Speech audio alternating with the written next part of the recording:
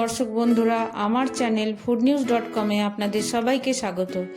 আজ আমি বানাবো আলু পেঁপে দিয়ে চিকেনের পাতলা ঝোল, যেটা রবিবার দুপুরে গরম ভাতের সাথে খেতে খুবই ভালো লাগে। চলুন রান্নাটা এবার শুরু করি।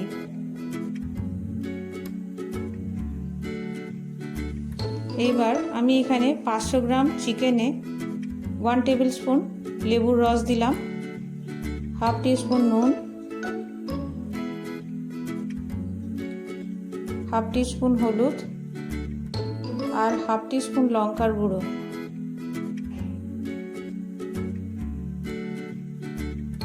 ভালো করে মাখিয়ে নিয়ে আমি 20 থেকে 30 মিনিট রেখে দেব।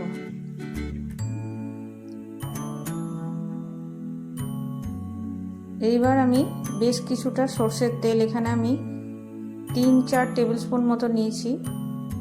আলু পেঁপে ভেজে নিচ্ছি একটু। এখানে আমি 2টো আলু আর 2 টুকরো পেঁপে নিয়েছি।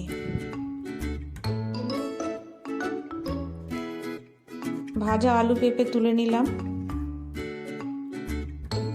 2টো তেজপাতা ফোড়নের জন্য দিলাম, 2টো শুকনো লঙ্কা, 1 ইঞ্চি পরিমাণ দারচিনি, 2টো এলাচ ফাটিয়ে দিয়ে দিচ্ছি,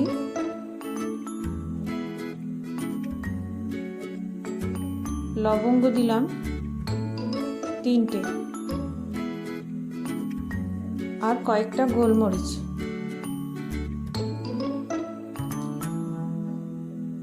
ফোড়ন একটু ভাজা ভাজা করে নেব। একটা সুন্দর গন্ধ বেরিয়ে এলে আমি এখানে 3টে বড় সাইজের পেঁয়াজ কুচি দিয়ে দিলাম।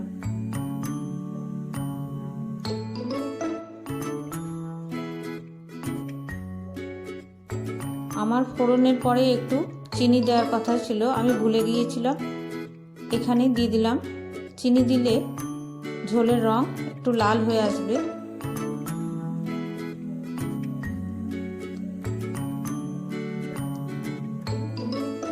পেঁয়াজ ব্রাউন হয়ে এলে আমি দিয়ে দেবো 1 টেবিল স্পুন রসুন বাটা আর 1 টেবিল স্পুন আদা বাটা। এই রান্নায় বিশেষ মশলা পড়বে না, এই পেঁয়াজ আদা রসুন আর হলুদ লঙ্কার গুঁড়ো, ব্যাস। এখানে হাফ টিস্পুন হলুদ, আরও হাফ টিস্পুন হলুদ দিলাম, আর লঙ্কার গুঁড়ো হাফ হাফ করে 2 বারে 1 টিস্পুন দিলাম।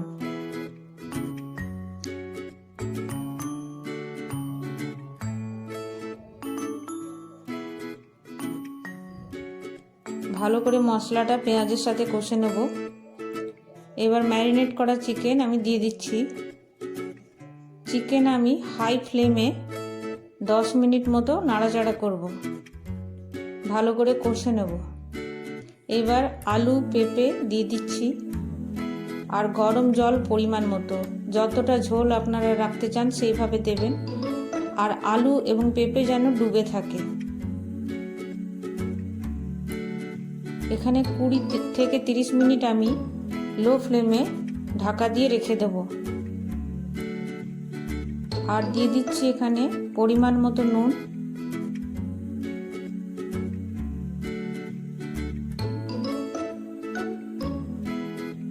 আর একটু কাশ্মীরি লঙ্কার গুঁড়ো।